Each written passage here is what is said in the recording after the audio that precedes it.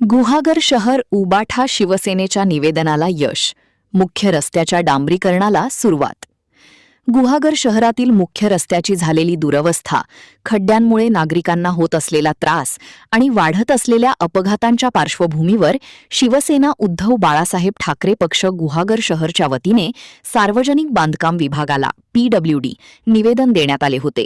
तसेच तातडीने काम सुरू न झाल्यास रास्ता रोको आंदोलन छेडण्याचा इशाराही देण्यात आला होता.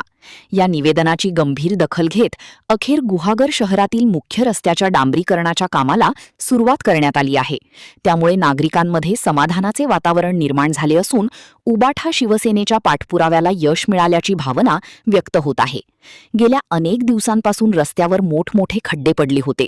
वाहन चालक, पादचारी तसेच व्यापारी वर्गाला याचा मोठा त्रास सहन करावा लागत होता. पावसाळ्यापूर्वी रस्त्याची दुरुस्ती करावी अशी मागणी नागरिकांकडून सातत्याने होत होती. नागरिकांच्या सहनशीलतेचा अंत पाहू नका, अन्यथा शिवसेना स्टाईल आंदोलन करण्यात येईल असा इशारा यावेळी देण्यात आला होता. आंदोलनाचा इशारा मिळाल्यानंतर प्रशासनाने तातडीने हालचाली सुरू करत रस्त्याच्या डांबरीकरणाच्या कामास प्रारंभ केला.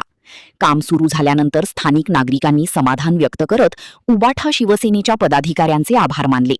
शहरातील वाहतूक सुरळीत होण्यास तसेच अपघातांना आळा बसण्यास या कामाचा मोठा फायदा होणार असल्याचे नागरिकांनी सांगितले. महान कार्य न्यूजसाठी गुहागर, विनोद चव्हाण.